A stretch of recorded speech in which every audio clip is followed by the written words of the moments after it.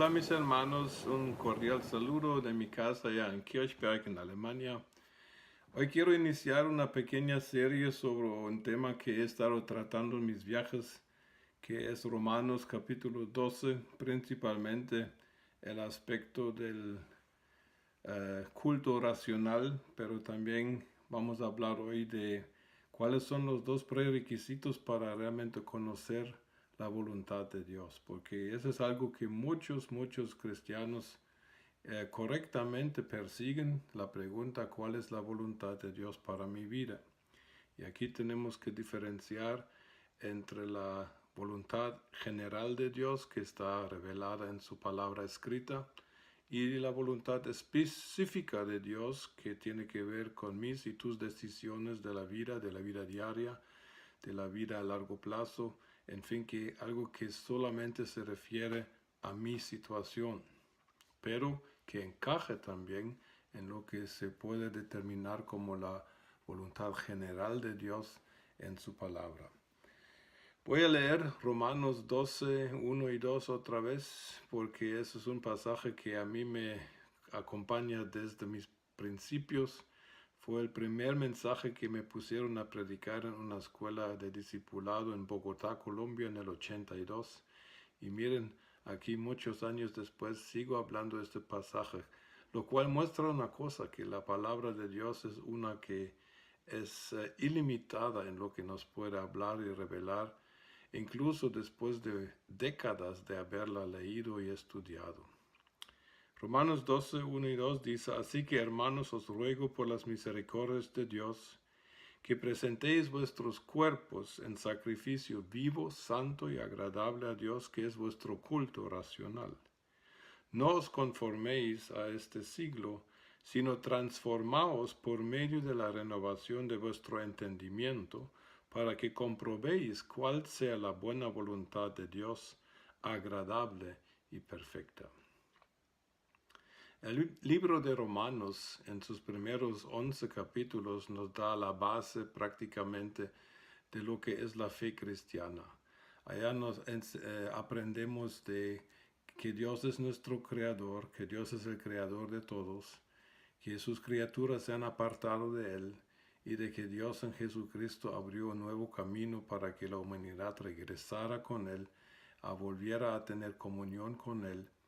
Y aprendemos de que la justificación de nuestras malas acciones antes de ser cristianos solamente fue posible por la fe en el sacrificio perfecto y completo de Jesucristo en la cruz del Calvario, y de que por nuestros propios esfuerzos religiosos, buenos o éticos, buenos que sean, no es posible alcanzar la salvación. Luego nos habla en Romanos de cosas como nuestro bautismo, la identificación con la muerte y con la resurrección de Jesucristo. Nos habla de la lucha que todos tenemos con el hombre viejo, que existe o no. Esa es una buena pregunta que no trataré aquí. La Biblia dice que fue crucificado y que cada quien que saque sus conclusiones de allá. Nos habla de la vida en el Espíritu Santo en el capítulo 8. También nos relaciona y nos conecta al hecho de que hubo un pueblo de Dios antes de la venida de Cristo, que es Israel, y que también la existencia de Israel tiene una relevancia para nosotros hoy. Sin embargo, a partir del capítulo 12, Pablo empieza a mostrar lo que significa toda la teoría teológica bíblica respecto a la salvación y todos sus beneficios. ¿Qué significa esto de que ahora tengo la naturaleza del Padre, tengo la justicia del Hijo, tengo el poder y la presencia del Espíritu Santo en mi cuerpo?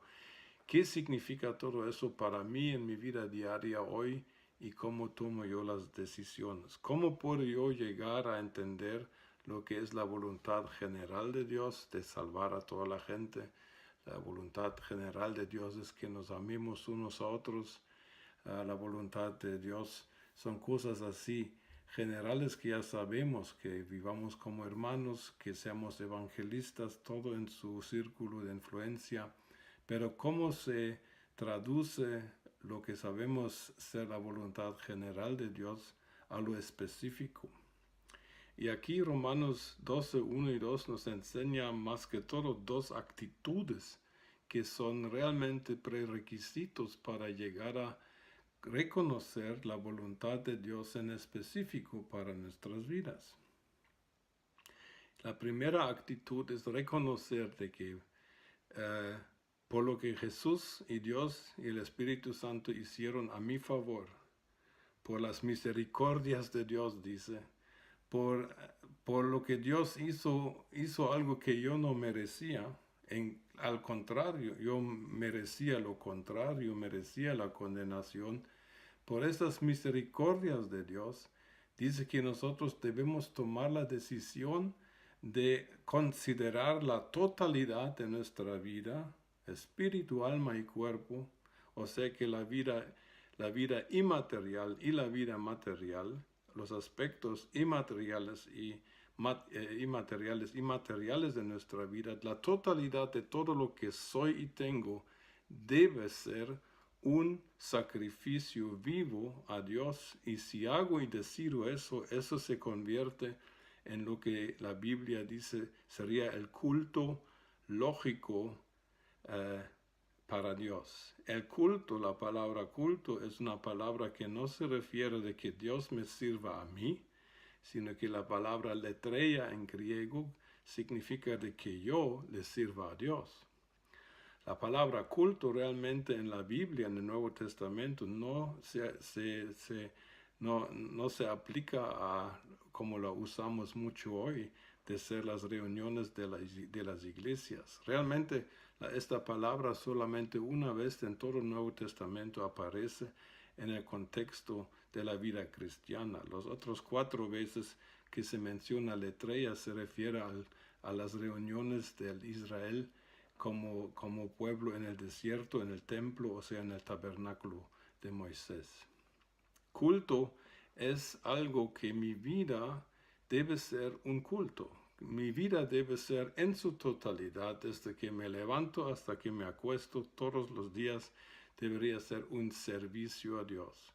O sea que mi culto lógico, que es la palabra en griego para racional, mi culto lógico se desarrolla exactamente donde esté mi cuerpo.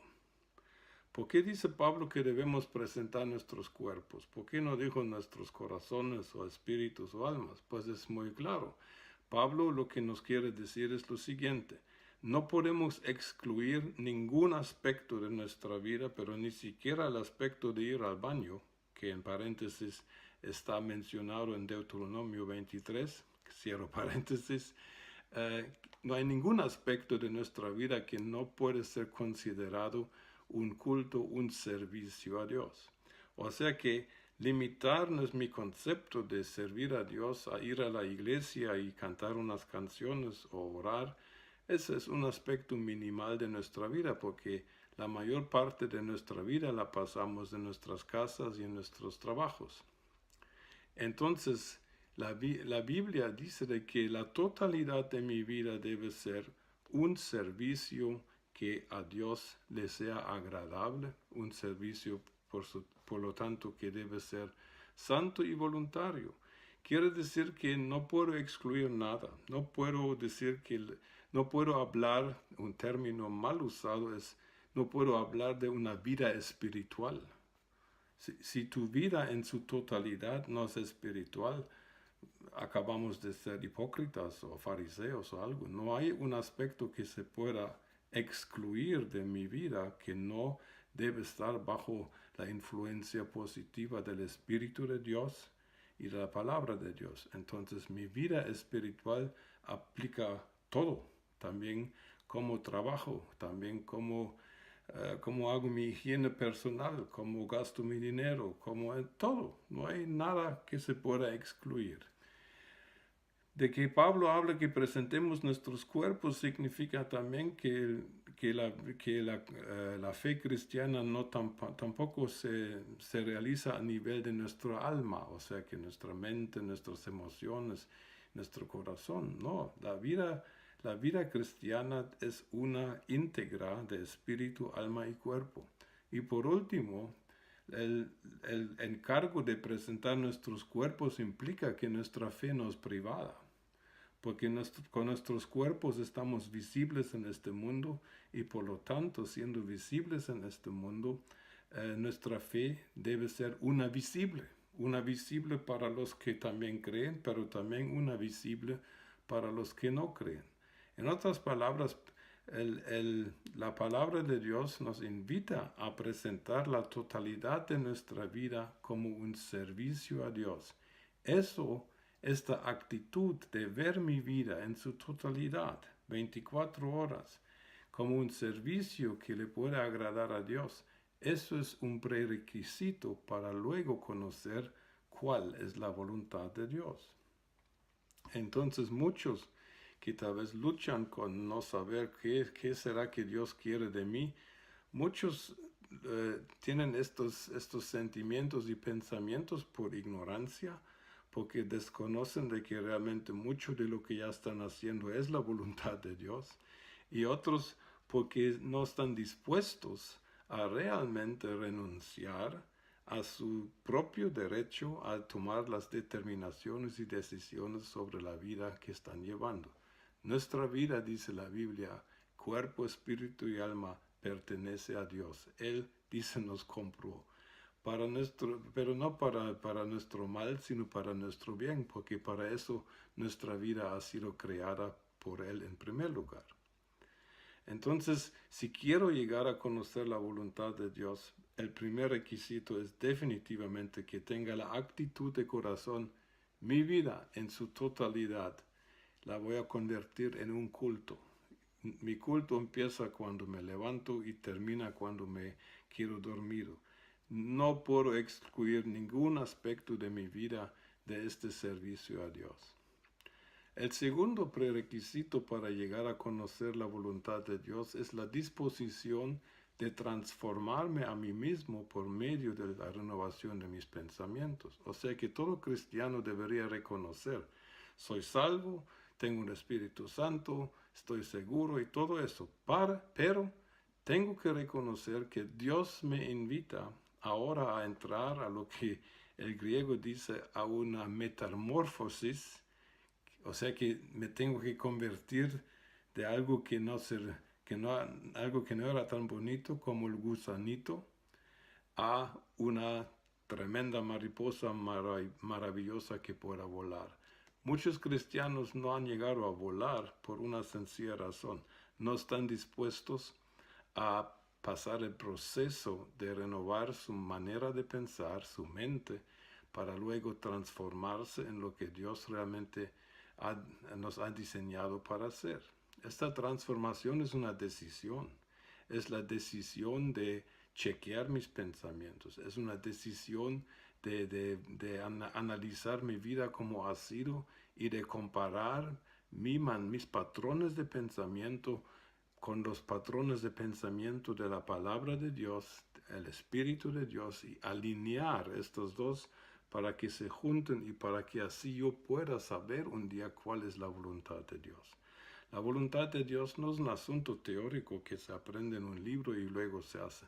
La voluntad de Dios es reconciliar realmente qué soy yo, qué traigo de bueno y de malo, y cómo puede toda mi biografía hasta el día de hoy encontrarse con algo divino para que se convierta en una comisión, en algo que Dios ha preparado, según Efesios 2:10, especialmente para mí.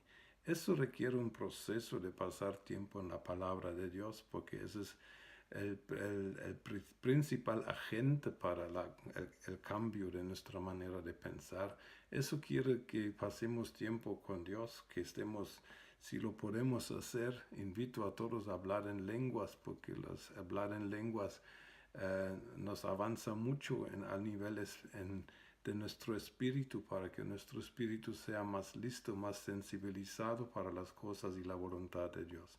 Entonces aquí los cristianos tenemos un trabajo, y de una vez yo, después de 39 años de ser cristiano, yo os aviso, es un proceso que no termina. Es un proceso que va a seguir hasta que nosotros nos vayamos con el Señor. Pero no es bueno, porque tenemos esta promesa de que si nosotros ponemos nuestra parte de, de buscar la renovación de nuestra manera de pensar, de atrevernos, de cuestionar nuestros patrones de pensamiento, de atrevernos incluso a cuestionar lo que nos han enseñado como tradiciones en la iglesia que muchas veces resultan ser ni siquiera bíblicas.